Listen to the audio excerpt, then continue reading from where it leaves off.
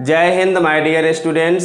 आज के क्लास में स्टडी करोगे narration. Narration means statement. Statement यानी कथन। किसी भी व्यक्ति के कोई भी कथन हो सकते हैं और उस कथन को, स्टेटमेंट को व्यक्त करने के लिए दो तरीके हैं। या तो आप डायरेक्ट रूप से उसको एक्सप्रेस कीजिए यानी व्यक्त कीजिए, या तो इनडायरेक्टली रूप से उसको क्या कीजिए, व्यक्त कीजिए। अब नरेशन को टू टाइप्स में बांटा गया है। फर्स्ट टाइप का नाम है डायरेक्ट स्पीच। फर्स्ट जो है वह डायरेक्ट स्पीच है और सेकंड का नाम है इनडायरेक्ट स्पीच। यानी इसको नरेशन को टू टाइप्स में डिवाइड किया गया है यानी बांटा गया है, डायरेक्ट स्पीच, इनडायरेक्ट स्पीच। आप इसका यूज खूब करते हुए लोगों को भी सुने होइएगा। दो व्यक्ति या दो से अधिक व्यक्ति को कभी आप सुने होइएगा या देखे होइएगा। क्या घुमा फिराकर बात करते हो, इसको डायरेक्ट बोलो। यानी कि कहने का मतलब उस व्यक्ति को घुमा फिराकर बात सुनना पसंद नहीं है, यानी कि इनडायरेक्टली वो सुनना नहीं चाहता, वह डायरेक्ट सुनना चाहता है।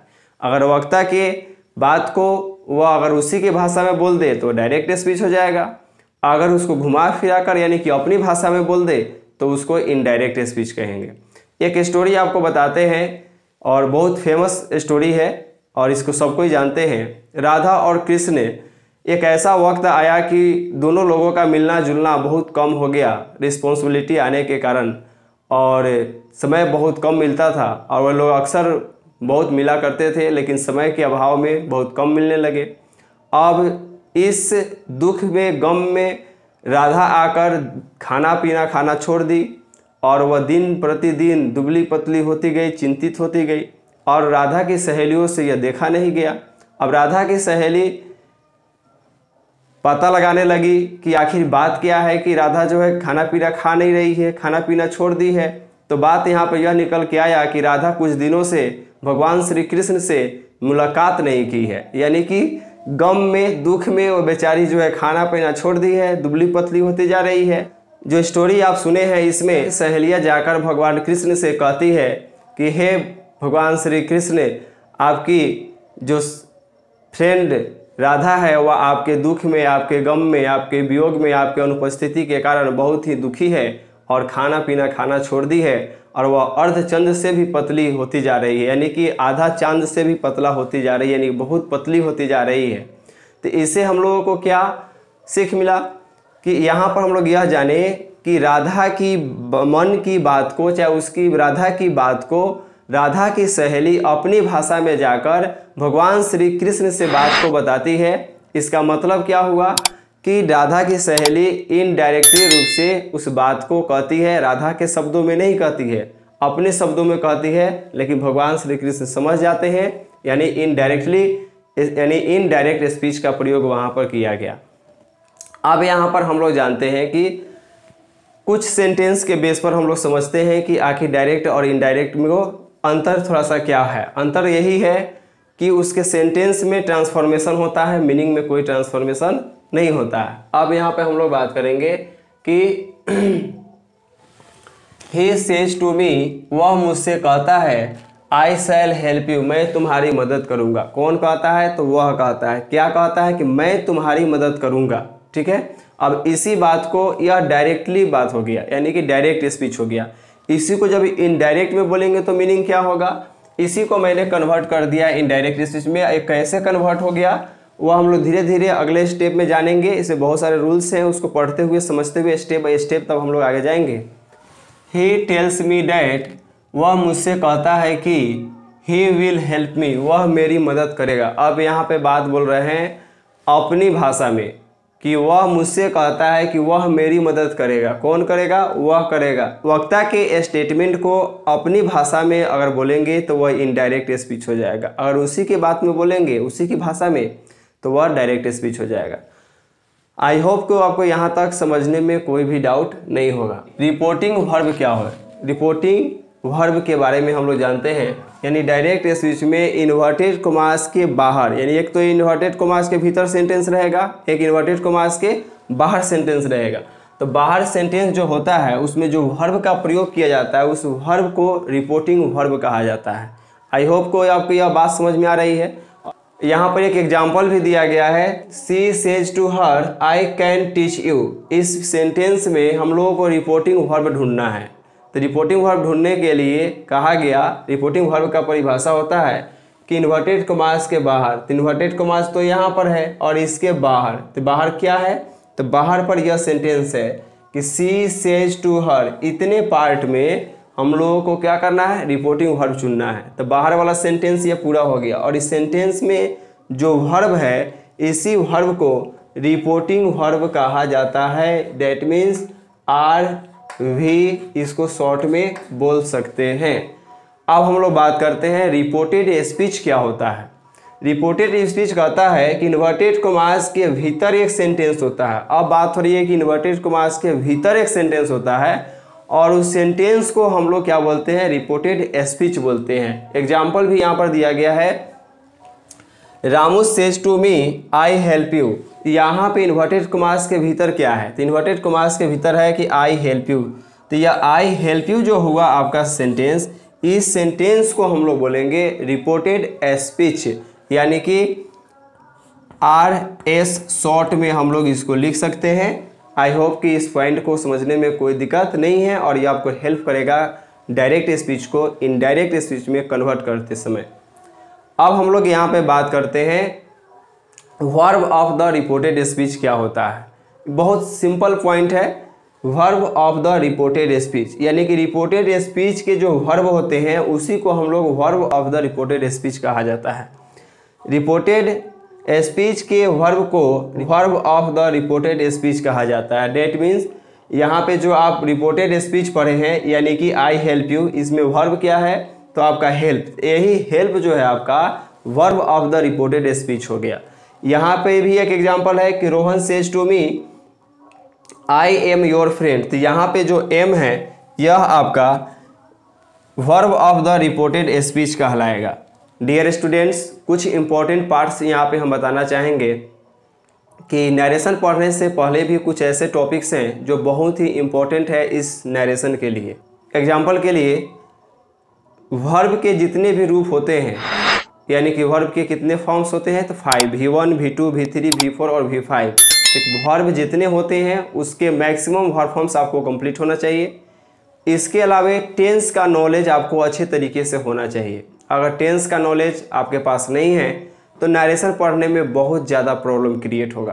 तो इससे पहले आप क्या करें कि नरेशन को पूरी तरह से आप क्लियर कर लें।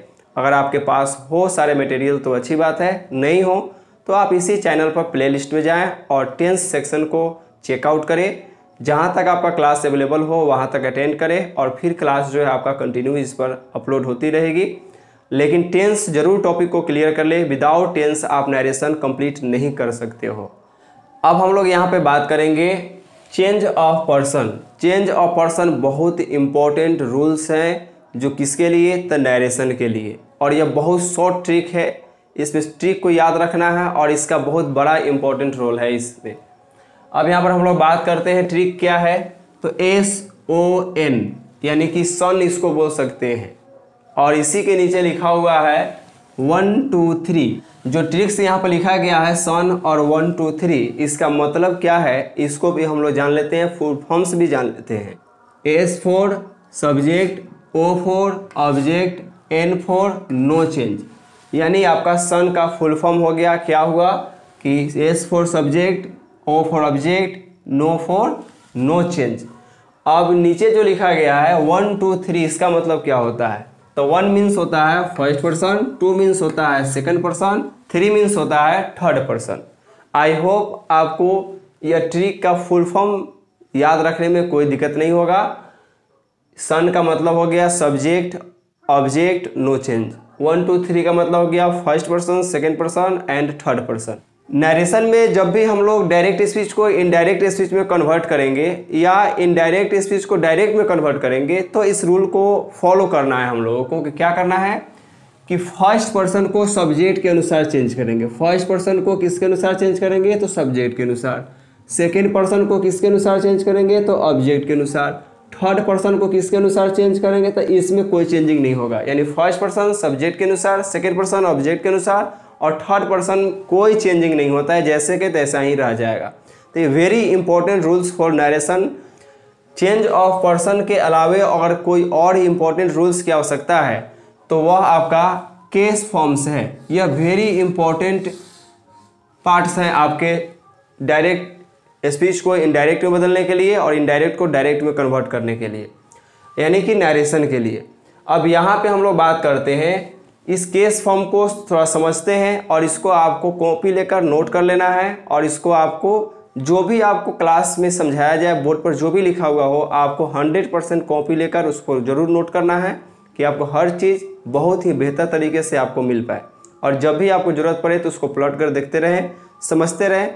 कहीं भी कोई डाउट हो आप कमेंट सेक्शन में अपनी कमेंट जरूर दें और उसकी रिप्लाई आपको ज़रूर मिलेगी। अब हम लोग बात करते हैं केस फॉर्म में। यहाँ पे लिखा गया पर्सन, तो पर्सन जो है 3 टाइप्स के होते हैं, first person, second person and third person.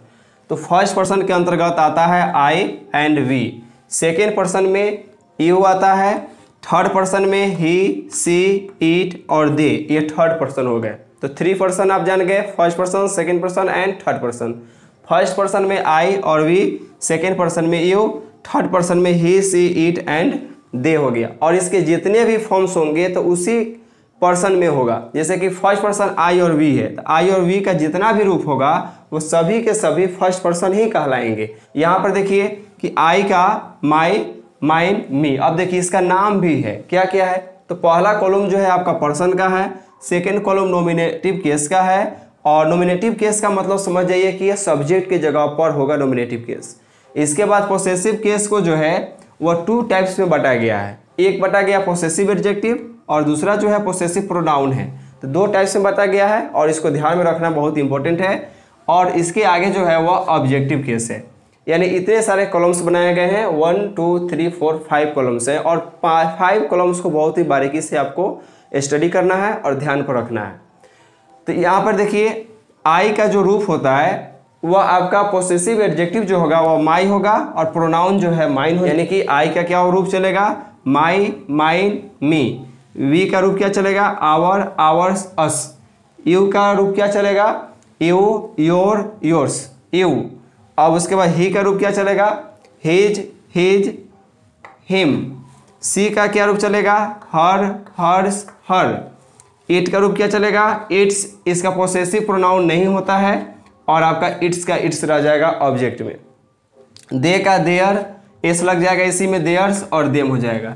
यह आपका केस फॉर्म का चार्ट हो गया, समोसा चार्ट नहीं है, केस फॉर्म का चार्ट है। और अब इसको आपको याद रखना बहुत इंपॉर्टेंट है नरेशन के लिए, क्योंकि ये पूरा रन करेगा और आपके माइंड में भी पूरा सेट रहना चाहिए, पूरा एकदम रन करेगा, इधर से उधर, उधर से इधर, पूरा रन करेगा। कैसे करेगा, अब आपको कहेगा कि जैसे मी है ये ऑब्जेक्ट फॉर्म में है, तो मी का आपका सब्जेक्टिव केस क्या होगा, यानी नॉमिनेटिव केस क्या होगा, तो आपका आई होगा। फिर कह दिया जाए कि मी का एडजेक्टिव पोसेसिव एडजेक्टिव क्या होगा, तो माई होगा। इस तरह और भी पूछा जा सकता है कि योर का नॉमिनेटिव केस क्या होगा, तो यू होगा। योर का ऑब्जेक्टिव केस क्या होगा, तो यू होगा। ऐसे आपका चेंजिंग करके आपको नरेशन में आएगा और सबका यूज इसमें होता है, इसमें छूटेगा कोई नहीं। इसी तरह आपका हिम लिखा हुआ रहेगा और इसको हमको बदलना है कौन चीज़ में, तो पोसेसिव एडजेक्टिव में। तो पोसेसिव एडजेक्टिव क्या होगा, तो यहाँ पर हिम का पोसेसिव एडजेक्टिव और प्रोनाउन दोनों सेम होता है, यानी ही का जो रूप चलता है आपका एडजेक्टिव और प्रोनाउन दोनों सेम ही होते हैं। अब यहाँ पर इसी तरह ही है, इसी तरह आपको मिलेगा सी। अब सी का कोई कहेगा कि ऑब्जेक्टिव केस क्या होगा, तो हर होगा। फिर कोई कहते हैं कि देम का ऑब्जेक्ट नॉमिनेटिव केस क्या होगा, तो दे होगा। अगर पोसेसिव प्रोनाउन की बात होगी तो देयर्स हो जाएगी। यानी कि आपको कोई कहीं से भी इसका यूज हो जाएगा। कैसे होता है, मान लीजिए सपोज है कि आपके जिला में डीएम है और डीएम का अगर चेंजिंग हो गया, माने कि ट्रांसफर हो गया, चेंजिंग का मतलब ट्रांसफर हो गया, तो डीएम के जगह पर क्या चपरासी आएगा, डीएम के जगह पर चपरासी कभी नहीं आएगा। यानी जब भी आएगा तो क्या आएगा, डीएम ही आएगा। यानी कहने का मतलब जिसका जो पद होगा, जिस पोस्ट पर होगा, उसी पोस्ट भले चेंज हो जाएगा, वह व्यक्ति चेंज हो जाएगा, लेकिन पोस्ट वह आपका उसी तरह के आदमी आएगा। और यहाँ पे हम लोग जान गए कि नरेशन के बारे में, कि नरेशन को 2 टाइप्स के होते हैं, डायरेक्ट स्पीच और इनडायरेक्ट स्पीच। डायरेक्ट स्पीच में होता है कि अधिवक्ता के कथन को, स्टेटमेंट को उसी की भाषा में बोले तो वो डायरेक्ट स्पीच है, अपनी भाषा में बोलेंगे तो वह इनडायरेक्ट स्पीच होगी। जैसे इसमें सेंटेंस के मीनिंग में कोई चेंजिंग नहीं आएगा, जो भी चेंजिंग आएगा वह आपका कौन चीज़ में आएगा, तो आपका आएगा वह सेंटेंस के चेंजिंग में, जैसे कि डायरेक्ट स्पीच इनडायरेक्ट में बदल गया, इनडायरेक्ट स्पीच डायरेक्ट में बदल गया, तो सेंटेंस का रूप बदल जाएगा लेकिन मीनिंग बदलने वाला इसमें कतई नहीं है। मीनिंग वही रहने वाला है, भाव वही रहने वाला है। जैसे देखिए कोई व्यक्ति का जब शादी होता है, जब शादी होता है तो क्या होता है, लड़का होता है, लड़का से उसको दूल्हा बना दिया जाता है तो पुरुष ही। उसी तरह फिर लड़की को क्या किया जाता है, दुल्हन बना दिया जाता है तो महिला ही जाति का, फीमेल ही है। लेकिन वहाँ पर क्या हुआ, बस फॉर्म उसका रूप खाली बदल गया, जो है सो ही है, जो रियलिटी है वही है। तो आई होप कि आपको यहाँ तक बहुत ही बेहतर से क्लास समझ में आया होगा। फिर भी अगर कोई क्लास में अगर डाउट हो तो आप कमेंट सेक्शन में जरूर करें, और इससे रिलेटिव आपका कंटिन्यू क्लास नरेशन का अपलोड होते रहेगा। आप जरूर इस चैनल पर बने रहें, और वीडियो अच्छी लगी हो तो वीडियो को लाइक, चैनल को सब्सक्राइब करके बेल के आइकन को प्रेस कर ले ताकि हर क्लास का अपडेट आपको मिलता रहे।